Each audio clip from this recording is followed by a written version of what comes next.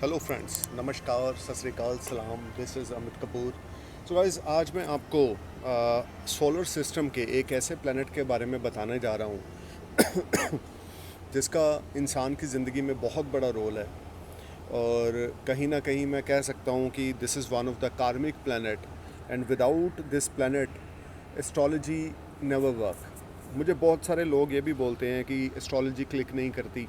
बहुत सारे बोलते हैं कि sir your prediction are very accurate, astrology click करती है। तो मैं पहले तो ये बताना चाहूँगा कि जो नेगेटिव इवेंट्स होते हैं एस्ट्रोलॉजी में वो ज़्यादा क्लिक करते हैं। उनका जो परसेंटेज है वो 90% क्लिकिंग का है। यानी कि if any astrologer give you any negative prediction, वो 90% आपके ऊपर एक्यूरेट होगी, क्लिक होगी। वो चाहे कोई भी दे, अगर उसने सही तरीके से आपका बर्थ चार्ट स्टडी किया है। और जो पॉजिटिव प्रेडिक्शंस हैं उसका रेशो है 60%। 60% पॉजिटिव प्रेडिक्शंस भी एस्ट्रोलॉजी में एप्लीकेबल होती हैं। बेसिकली एस्ट्रोलॉजी क्या है? एस्ट्रोलॉजी है हमें आने वाले अच्छे या बुरी चीज़ों से हमें अवेयर करना। अगर कुछ बुरा होने वाला है तो हमें उससे पता लगना। जैसे फॉर एग्जांपल, मैंने समझ लो आपका हॉरोस्कोप देखा। मैंने, आपका नाम विजय है, मिस्टर विजय का हॉरोस्कोप देखा और मुझे उनके हॉरोस्कोप में दिखा कि भाई साहब आपके घर में चोर आने वाले हैं। तो मैंने आपको एक डेट दी कि 5 सितंबर से लेकर 20 सितंबर के बीच आपके घर में चोर आएंगे। You need to be careful. आप अपने घर का ज्वेलरी, कैश या जो भी आपके पास कीमती सामान है वो अपने लॉकर में रख दें। आपने मेरी बात सुनी और आपने अपना सारा सामान लॉकर में रख दिया। 5 सितंबर से लेकर 20 सितंबर के बीच में आपने कहीं पर मैरिज में जाना था रात को 2-3 घंटे के लिए, और आप मैरिज पे चले गए। जब आप घर आए तो आपने देखा कि चोर आए, ताले टूटे हुए हैं, घर के अंदर वो गए हैं। उन्होंने बड़ी कोशिश की आपका टीवी निकालने की, एलसीडी निकालने की, या आपकी अलमारी खुली पड़ी है, सारे आपके जो कपड़े हैं वो बिखरे पड़े हैं, लेकिन उनको वहाँ से कुछ मिला नहीं। मिस्टर विजय की वाइफ के कुछ आर्टिफिशियल एयर रिंग्स वहाँ पर पड़े थे जिनकी कीमत 1500 रुपया थी। तो वो उठा के ले गए उसको गोल्ड का समझकर। उसी तरीके से एस्ट्रोलॉजी हमें अवेयर करती है। अब चोर को आने से कोई एस्ट्रोलॉजर रोक नहीं सकता, लेकिन आपको समझाने से रोक सकता है कि भाई साहब, this time, from this time to this time, this is not a good time for your health, this is not a good time for your wealth. Be careful about your investments, be careful about your business, be careful about your love affairs. तो ये कौन सा समय हमारे लिए benefited है कौन सा समय हमारे लिए अच्छा है, बुरा है, ये हमें एस्ट्रोलॉजी बताती है। और अगर हम उस चीज़ को फॉलो करते हैं तो रिज़ल्ट 100 आउट ऑफ 100 आते हैं, और अगर हम उस चीज़ को फॉलो नहीं करते तो हमें रिज़ल्ट कम आते हैं। अब उसी तरीके से इंसान ज़िंदगी में सबकी लाइफ में बहुत डिज़ायर्स हैं, मेरी भी हैं, आपकी भी हैं। Everyone wants to grow in this on this earth. हमें सब कुछ चाहिए, लग्जरी भी चाहिए, हमें ऐशो आराम की ज़िंदगी भी चाहिए, हमें बरिस्ता में कॉफ़ी भी पीना है, हमें फ़ॉरेन ट्रैवल्स भी करना है, हमें घूमना फिरना भी है, हमने माँ बाप की इच्छाओं को पूरा करना है, तो हमने अपनी लाइफ को भी सेटल करना है। तो इस दौड़ धूप में कभी ना कभी, कहीं ना कहीं इंसान से कुछ ऐसे गलत कर्म हो जाते हैं जो हम लोग उसकी ओर ध्यान नहीं देते, क्योंकि हमें हमारा वो कार्य सिद्ध हो रहा होता है, हमें उससे फ़ायदा मिल रहा होता है।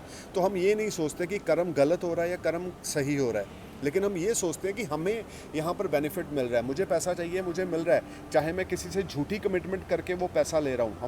हम ये चीज़ नहीं सोचते, लेकिन उसका हर्जाना हमें भुगतना पड़ता है। प्लैनेट सैटर्न हमें उसकी पनिशमेंट देता है। If I give false promise to anyone, यानी कि प्लैनेट्स के कुछ रूल्स होते हैं। अगर आप किसी के साथ फॉल्स प्रॉमिस करते हो, किसी की कमिटमेंट को पे खरे नहीं उतरते, या किसी को चीट करते हो, किसी से फ्रॉड करते हो, और आप अपनी गलती को नहीं मानते या उस गलती को आप सुधारने की कोशिश नहीं करते, तो शनिदेव आपको उसमें आपको पनिशमेंट देंगे। किसी भी रूप में दे सकते हैं आपको पनिशमेंट, लेकिन आपको पनिशमेंट मिलेगी। ये एस्ट्रोलॉजी में सैटर्न का काम है। जैसे जुपिटर मॉरल वैल्यूज़, धर्म, कर्म को लेके चलता है, सैटर्न आपके कर्मों को regular watching in your Karma. Like my Karma, Saturn is watching your Karma, Saturn is watching every person on this earth, Saturn is watching every person Karma. So guys, ये मेरा वीडियो बनाने का मोटिव ये है कि मैं एक मैसेज डिलीवर करना चाहता हूँ कि आप अच्छा कर्म करें अगर आप ज़िंदगी में ग्रो करना चाहते हैं, क्योंकि आपके कर्मों का सीधा कनेक्शन आपके भाग्य के साथ है।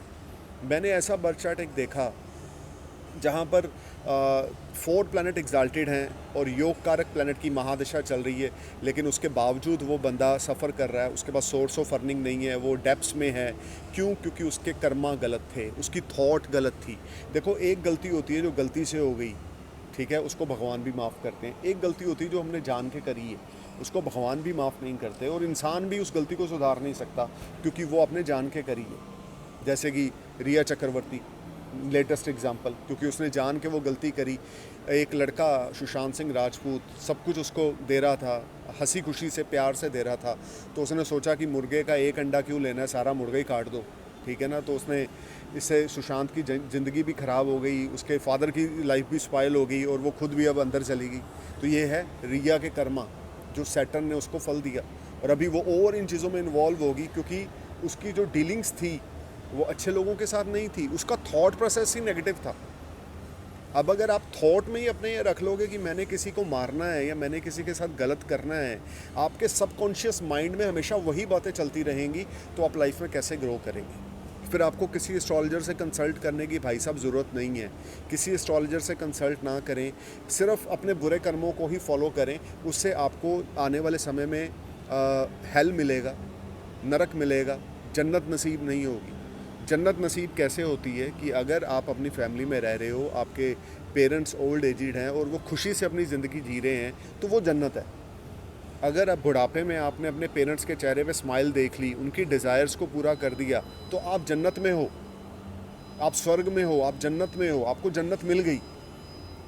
अब रिया चक्रवर्ती कैसे एक्सपेक्टेड करेगी कि उसके माँ बाप खुश रहें, क्योंकि उसके कर्म ही गलत थे। मैं आपको ये एग्जांपल इसलिए दे रहा हूँ कि आप ये मत सोचें कि वो बच जाएगी। अगर उसने गलत किया है तो शनिदेव उसको उसके पापों का दंड ज़रूर देंगे।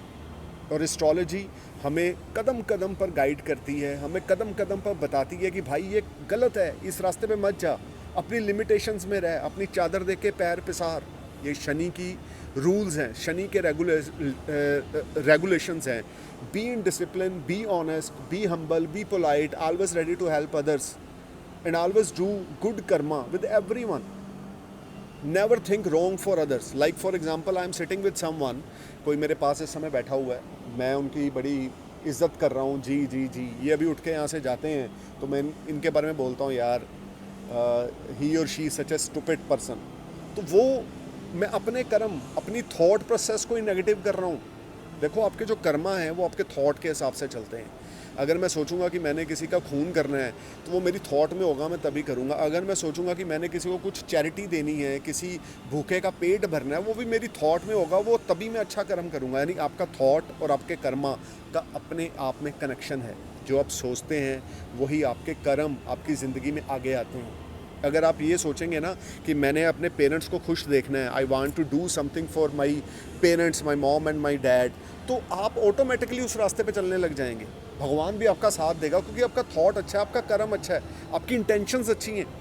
अगर आप ये सोचेंगे कि मैंने अपने भाई को, अपनी बहन को चीट करना है या इसका कोई फ़ायदा उठाना है, तो आपके कर्म गलत हो जाएंगे।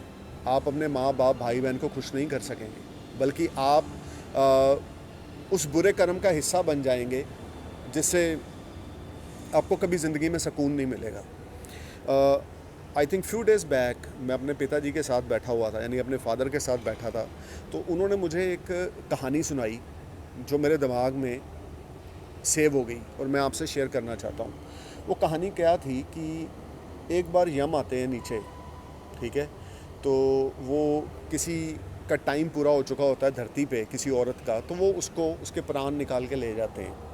जब वो उसके प्राण निकाल कर लेके जाते हैं, उसकी आत्मा यमराज के सामने जाती है, तो वो देखते हैं यमराज के सामने जाने से पहले ना उसको पक्षी बनाकर, मैं एक एग्जांपल दे रहा हूँ, यानी कि कबूतर या पक्षी बनाकर एक पेड़ पे बैठा दिया जाता है। तो जब उसको भूख लगती है उस आत्मा को, तो वो पेड़ से नीचे जाती है, तो वो देखती है नीचे पानी ही पानी है, और वो अपनी चोंच भरती है, पानी पीती है, दोबारा पेड़ पे आके बैठ जाती है। ऐसा एक आधा दिन चलता रहता है, क्योंकि उस बॉडी का दाह संस्कार नहीं हुआ होता, क्योंकि उनके जो रिलेटिव्स थे उन्होंने बहुत दूर से आना था, उसके लिए उनको 2 दिन का वेट करना था उनकी बॉडी का संस्कार करने के लिए।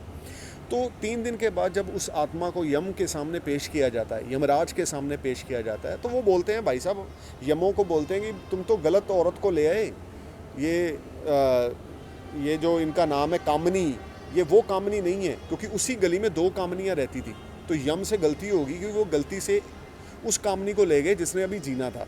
तो जब यम ने देखा कि इसकी बॉडी अभी अवेलेबल है, उसका दाह संस्कार नहीं हुआ, तो उन्होंने उस आत्मा को दोबारा से उस बॉडी में डाला और उसी समय पे उस गली में दूसरी कामनी जो है वो मर गई। तो जब वो कामनी 2 दिन ऊपर रहकर नीचे आई तो उसने अपनी आप बीती सुनाई। तो उसने ये बताया लोगों को कि मुझे खाने के लिए कुछ नहीं मिला, मुझे सिर्फ पीने के लिए पानी मिला। वो क्यों मिला? क्योंकि वो आते जाते राहगीरों को पानी पिलाती थी। यानी कहने का मतलब ये है, आप इस जन्म में जो कर रहे हो, जो आपके कर्म हैं, अगर आप किसी भूखे को अन्न खिला रहे हो, एक चपाती खिला रहे हो या एक ब्रेड का पीस दे रहे हो, तो वो आपको ऊपर नसीब होगा, वो रिटर्न होगा ऊपर से। हम लोग इन चीज़ों को नहीं समझते, क्योंकि हम लोग मटेरियलिस्टिक वर्ल्ड में हैं। हम लोग सिर्फ पैसे के पीछे हैं, हम लोग सिर्फ नेम फेम के पीछे हैं, हम लोग सिर्फ ब्रांड्स के पीछे हैं। बट हम ये कहीं ना कहीं भूल जाते हैं, इस शरीर के अंदर जो आत्मा है उसकी इच्छा पूर्ति डिज़ायर्स या हमारे विशेष से नहीं होगी, उसकी इच्छा पूर्ति होगी अच्छे कर्मों से। अब अगर आप किसी को कुछ भोजन खिलाते हैं, किसी को खाना खिलाते हैं, किसी को कपड़े पहनाते हैं, तो वो सब आपको मरने के बाद मिलेगा। ये याद रखना। आपकी आत्मा, देखें, दो तरीके से आपकी आत्मा आपकी बॉडी को छोड़ेगी। या तो आप बहुत तकलीफ़ में जाएंगे, आप हॉस्पिटल में एडमिट हो जाएंगे, आपका इलाज करने वाला कोई नहीं होगा, डॉक्टर भी बोलेगा यार that person is on death bed, किसी भी समय प्राण जा सकते हैं, लेकिन प्राण जा ही नहीं रहे। 5 साल 6 साल हो गया आप कोमो में हो, आपका सब कुछ बीच में ही हो रहा है वहाँ पर। एक तो ये है, वो है आपका बुरा कर्मा। एक है कि आप अचानक, आपकी एज हुई, आपने अपने बच्चों को सेट करा, उनकी शादी हो गई, आपकी एज होगी 75 80 या जो भी आपकी किस्मत में लिखा है, आप बैठे थे आराम से और बिना किसी पेन के, बिना किसी चीख से आपकी आत्मा आपकी बॉडी से निकल गई, वो है आपका स्वर्ग। तो सैटर्न इन सब चीज़ों को देखते हैं। आप एक बात समझ के चलें, मैं बार बार आपको रिपीट करूँगा, try to do good Karma with everyone, try to do best to everyone, and try to fulfill your all promises, try to be in discipline, try to be in hard work, do your hard work, do your best। Astrology एक बहुत बड़ा शास्त्र है। वैदिक ज्योतिष में सिर्फ ग्रहों का लेन देन नहीं है, ग्रहों के साथ आपके कर्म और आपके थॉट प्रोसेस को भी जोड़ा गया है। तो एस्ट्रोलॉजी का निर्माण महर्षि पराशर ने किया। सो गाइस, ये मेरी एक आपके साथ काउंसलिंग थी। मैं आपको ये बोलना चाहूँगा, बताना चाहूँगा, अगर आप एक अच्छा कर्म करेंगे तो उसके 10 तरह के आपको पॉजिटिव रिजल्ट्स मिलेंगे। आपके बच्चों की हेल्थ पे उसका अच्छा इफ़ेक्ट पड़ेगा, आपकी वाइफ की हेल्थ पे, आपके मॉम डैड की हेल्थ पे उसका अच्छा इफ़ेक्ट पड़ेगा। अगर आप एक बुरा कर्म करेंगे तो उसके 20 बुरे इफ़ेक्ट पड़ेंगे जो आप बर्दाश्त नहीं कर सकेंगे। So try to do good karma, this is a Saturn rule. If you have a Saturn Mahadasha, if you have a Sadesati, if you have a Dhaiya right now, like Capricorn ascendant is suffering, Aquarius ascendant is suffering, Scorpio ascendant in last phase of Sadesati, और अगर आपके ऊपर ढैया साढ़ेसती या शनि की महादशा चल रही है, तो please do good with others, stay positive, और this is your testing time. Planet Saturn testing your patience, और अगर आप उस पेशेंस में क्लियर हो जाते हो तो you will definitely grow beyond your expectation। नमस्कार, सत श्री अकाल, जय हिंद।